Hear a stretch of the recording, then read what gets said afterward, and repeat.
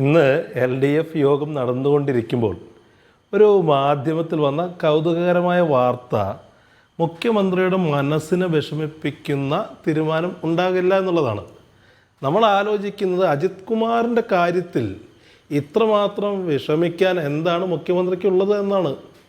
EP ജയരാജൻ്റെ കാര്യത്തിൽ പിണറായി വിജയന് വിഷമമുണ്ടായാൽ അത് സ്വാഭാവികമാണ്.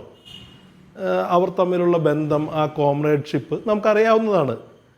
രസകരമായ രീതിയിൽ പറഞ്ഞാൽ ഒരു കാലത്ത് മലയാള സിനിമയിലെ ദിലീപ്, ഹരിശ്രീ, അശോകൻ കോമ്പിനേഷൻ പോലെ കേരള രാഷ്ട്രീയത്തിൽ നിന്നൊരു കോമ്പിനേഷനാണിത്. പിണറായി വിജയനെ നായകനാക്കാൻ കോമാളിയായൊരു മനുഷ്യനാണ് EP ജയരാജൻ എന്ന് പറയുന്നത്. അദ്ദേഹം നടത്തിയ പ്രസംഗങ്ങൾ പലപ്പോഴും പരിഹാസ്യനായിട്ടുണ്ട്. എന്ന് മാത്രമല്ല, ആ ബന്ധത്തിൽ ഒരു ത്യാഗത്തിൻ്റെ എലമെൻ്റ് ഉണ്ട്. പിണറായി വിജയൻ ആക്രമിക്കപ്പെടുന്നതിന് പകരം ആ പിണറായി വിജയൻ യാത്ര ചെയ്യേണ്ടിടത്ത് പിണറായി വിജയന് വേണ്ടി ഏറ്റുവാങ്ങി EP ജയരാജൻ്റെ ഭാഷയിൽ പറഞ്ഞാൽ പിണറായി വിജയൻ്റെ തലയിൽ കൊള്ളേണ്ട വെടിയുണ്ടയുമായി ഇപ്പോഴും ജീവിക്കുന്ന EP ജയരാജനെ മാറ്റാൻ പിണറായി വിജയന് വിഷമമുണ്ടായിട്ടില്ല. ഇപ്പോൾ മാത്രമല്ല, ഇതിനു മുമ്പ് വ്യവസായ മന്ത്രി സ്ഥാനത്ത് നിന്നും. അപ്പോഴൊന്നും EP ജയരാജനോട് തോന്നാത്ത സെൻറ്റിമെൻറ്റ്സ്, സിമ്പതി, ഈ സിമ്പതിയൊക്കെ വിട്ടതൊരു എമ്പതിയായി മാറിക്കൊണ്ടിരിക്കുകയാണ്. പിണറായി വിജയൻ എന്തുകൊണ്ട് അജിത് കുമാറിനോട് തോന്നുന്നു എന്നുള്ളതാണ് ഞാനും നിങ്ങളും ഇത് കാണുന്ന പല ആളുകളും ആലോചിച്ചുകൊണ്ടിരിക്കുന്ന വിഷയം എന്ന് പറയുന്നത്. CPM അനുഭാവികൾ തൊട്ട് പാർട്ടിയിലെ വിവിധ ശ്രേണിയിലുള്ള ഉന്നത നേതാക്കന്മാർ വരെ അത് ചർച്ച ചെയ്തുകൊണ്ടിരിക്കുകയാണ്. എന്താണ് പിണറായി വിജയനും അജിത് കുമാറും തമ്മിൽ? അത് ഇന്ന് അൻവർ പറഞ്ഞു, അവർക്ക് തമ്മിൽ ഒരു ബാരിക്കേഡ് ഉണ്ട്, P ശശി എന്ന് പറയുന്ന ബാരിക്കേഡ്. എന്തിനാണ് P ശശിയെ മാത്രം പറയുന്നത്? പിണറായി വിജയൻ അത്ര മണ്ടനാണോ? അദ്ദേഹം CPM പോലൊരു പാർട്ടിയെ സുദീർഘകാലം നയിച്ചൊരു നേതാവല്ലേ? ജനങ്ങളുടെ പൾസ്, പ്രവർത്തകരുടെ പൾസ് അറിയുന്ന ആളല്ലേ? അജിത് കുമാറിനെ ഇനിയും പ്രൊട്ടക്റ്റ് ചെയ്താൽ താൻ അൺപോപ്പുലറായി തീരുമെന്ന് അറിയാത്ത ആളൊന്നുമല്ലല്ലോ പിണറായി വിജയൻ. പക്ഷേ ഇതൊക്കെ നിൽക്കുമ്പോൾ തന്നെ അജിത് കുമാറിനെ പ്രൊട്ടക്റ്റ് ചെയ്യേണ്ട ഒരു കാര്യം, ഒരു സാഹചര്യം, ഒരു നിർബന്ധിത അവസ്ഥ പിണറായി വിജയനുണ്ട് എന്നുള്ളതാണ്. അത് എന്ത് എന്ന് ചോദിച്ചാൽ അതിൻ്റെ ഉത്തരം ചെന്നെത്തുക. പല രാജാക്കന്മാരെ സംബന്ധിച്ച്, ചക്രവർത്തിമാരെ സംബന്ധിച്ച് ചരിത്രത്തിൽ നമുക്കറിയാം, അവരൊക്കെ അവസാന ഘട്ടത്തിൽ കുടുംബത്തിൻ്റെ തടവറയിലായി പോയി എന്നുള്ളത്.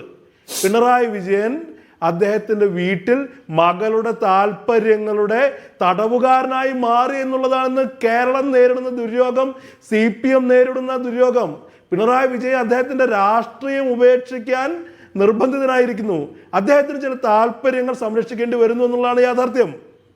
പിണറായി വിജയനെ കുറിച്ച് നമുക്ക് പല അഭിപ്രായ വ്യത്യാസങ്ങൾ ഉണ്ടായിരിക്കുമ്പോഴും സംഘാടനത്തിൻ്റെ കാര്യത്തിൽ, ഒരു രാഷ്ട്രീയക്കാരൻ എന്നുള്ള കാര്യത്തിലൊക്കെ അദ്ദേഹത്തെക്കുറിച്ച് മതിപ്പുണ്ടായിരുന്നു. പക്ഷേ അദ്ദേഹം തൻ്റെ രാഷ്ട്രീയം ഉപേക്ഷിക്കാൻ ചില താല്പര്യങ്ങൾക്ക് മുമ്പിൽ സംഘപരിവാറിന് വേണ്ടി ഈ അടിയറവ് പറയാൻ അദ്ദേഹം നിർബന്ധിതനായിരിക്കുന്നു. അതിനെ ഉപയോഗിക്കുന്ന ഇവർക്കിടയിലുള്ളൊരു പാലമായി അജിത് കുമാർ മാറുന്നു. അജിത് കുമാറിനെ പിണറായി വിജയനും ഉപയോഗപ്പെടുത്തിയിട്ടുണ്ട്.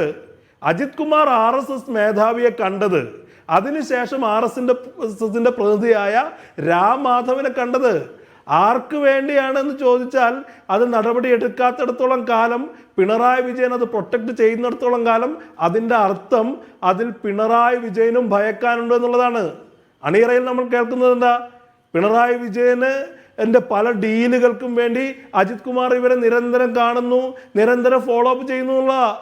പല മുൻഘട്ടങ്ങളിലും അജിത് കുമാർ ഈ പറയുന്ന മുതലാളിയേക്കാൾ വലിയ, രാജാവിനേക്കാൾ വലിയ രാജഭക്തി പ്രദർശിപ്പിക്കുന്ന ഒരു ഉദ്യോഗസ്ഥനായിട്ടാണ് പോലീസ് വൃത്തങ്ങളിൽ പോലും അറിയപ്പെടുന്നത്. അപ്പോൾ പിണറായി വിജയന് വേണ്ടി സംസാരിക്കുന്ന അജിത് കുമാറിനോട് സ്വന്തം സഖാവായ, സുദീർഘകാലം രാഷ്ട്രീയ ജീവിതത്തിലും വ്യക്തി ജീവിതത്തിലും ഭാഗമായ, സ്വന്തം ജീവൻ സംരക്ഷിക്കാൻ വേണ്ടി പോലും അക്രമം ഏറ്റുവാങ്ങിയ EP ജയരാജനോട് തോന്നാത്ത സിമ്പതി അജിത് കുമാറിനോട് തോന്നുന്നെങ്കിൽ അതിൻ്റെ കാരണം വളരെ വ്യക്തമാണ്.